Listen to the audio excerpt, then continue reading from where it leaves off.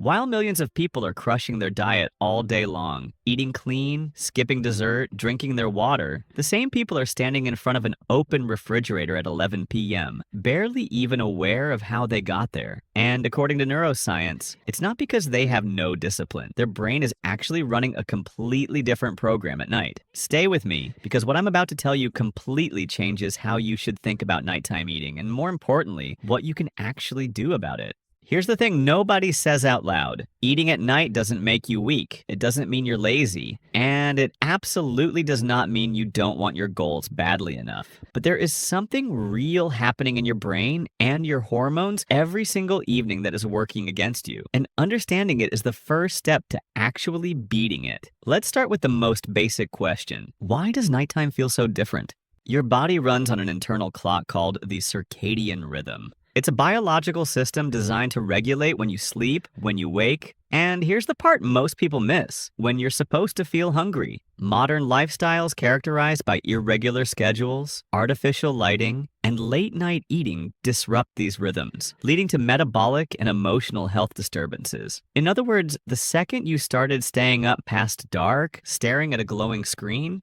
your biology started getting confused about when dinner was supposed to end. But it goes deeper than a lifestyle mismatch. People who struggle with nighttime eating often have unusually low leptin levels at night. Now, leptin is your fullness hormone. It's supposed to rise in the evening, signal your brain that you've had enough, and help you sleep through the night without raiding the kitchen. But when leptin is low at the wrong time, your brain doesn't get that signal. It keeps searching. It keeps asking, are we sure we're full? Maybe we should check. And then there's ghrelin, the hunger hormone, doing the exact opposite. When you're not sleeping well enough, your body cranks up the hunger signal and drops the fullness signal at the same time. Sleep restriction is linked to reductions in leptin and elevations in ghrelin, leading to increased hunger and appetite, especially for calorie-dense foods high in carbohydrates. Think about that. That's not a craving. That's a hormone hijacking. And here's where it gets really interesting and really unfair. By the time evening rolls around, your brain has been making decisions all day. What to wear, what to say, what to eat, what to prioritize. Every single choice costs mental energy. By evening, your ability to regulate impulses drops significantly. This makes it harder to resist cravings and easier to eat past fullness. This isn't a lack of discipline, it's neuroscience. So the person who has no willpower at night isn't weak, they're depleted. Their prefrontal cortex, the part of the brain responsible for self-control, is running on fumes. And the emotional, impulsive part of the brain, that one is still wide awake.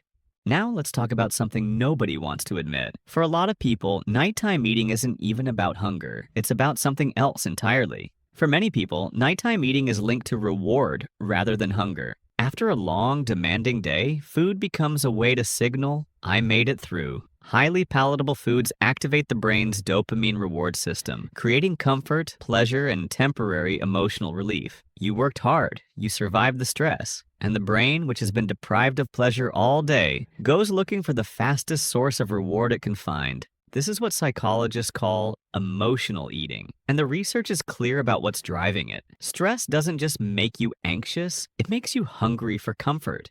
And those two things together, stress hormones plus dopamine-seeking behavior, become an almost irresistible force in the dark and the quiet of night. Studies show that the afternoon and evening are a high-risk period for overeating, particularly when paired with stress exposure. Your commute home, your evening arguments, your scrolling through news that makes you uneasy, all of that is feeding directly into the eating pattern that follows. The fork and the feelings are more connected than most people realize. But there's a third layer here, one that has nothing to do with hunger or emotion. It's about cortisol, your body's stress hormone. Irregular feeding patterns reduce nighttime leptin levels and elevate cortisol levels, creating a physiological state that promotes weight gain and heightened stress. So the more chaotic your eating schedule, the higher your stress hormones run at night, which makes you want to eat, which disrupts your sleep, which raises your ghrelin the next day, which makes you undereat during the day, which starts the whole cycle over again. One pattern feeds the next. That's not a habit, that's a biological loop.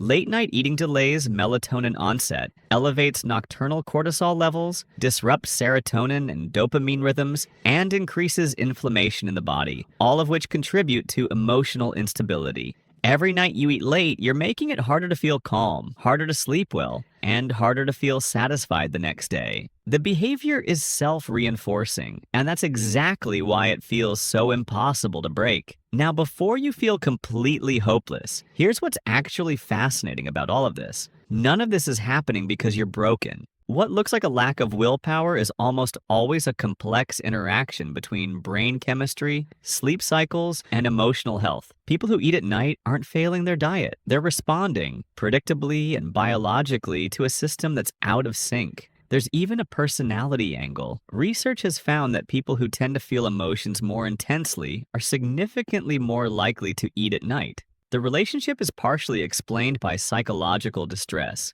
which means if you feel things deeply, if the stress of the day sticks to you, if you're someone who replays conversations in your head while lying in bed, your brain is more vulnerable to reaching for food as relief. That's not a character flaw, that's neurological sensitivity. And here's something that sounds counterintuitive, but is actually the key to everything. Hunger intensifies at night while morning appetite can feel nearly non-existent. Over time, this reversal reinforces a cycle that feels both physical and emotional. The person who can't eat breakfast and can't stop eating at night isn't dealing with two separate problems. They're dealing with the same one. A circadian pattern that has been shifted and reinforced so many times, it now feels completely normal, comfortable even. So, what does all of this actually mean for you? It means you don't fix nighttime eating by gritting your teeth harder at 11 p.m. That's fighting the battle at the worst possible moment, when your willpower is gone and your hormones are screaming. You fix it by working with the clock, not against it. You fix it by eating enough during the day so your body isn't searching at night. You fix it by managing stress before it becomes a midnight craving. You fix it by recognizing that the pull toward the kitchen isn't a character problem. It's a signal, a message from your brain saying something needs to be addressed. The hunger is real. The biology is real. The emotion behind it is real. The only thing that isn't real is the idea that you just need more willpower. So, the next time you find yourself standing in the kitchen at midnight, reaching for something you didn't plan to eat, remember that you're not failing. You're responding to a deeply wired system that hasn't been given what it actually needs. And that system can be reset. It won't happen overnight, and it won't happen through restriction alone. But it will happen when you start addressing the real drivers instead of blaming yourself for the symptoms. The question isn't, why can't I stop eating at night? The better question is, what is my brain actually asking for, and am I giving it the right answer during the day? Because the moment you start asking better questions, you start getting better results. If this landed for you, you're going to want to see what happens inside your brain. If this landed for you, you're going to want to see what happens inside your brain when you're actually losing fat and why your body fights back harder than you expect. Click one of these videos to find out what no one tells you about the real psychology of fat loss.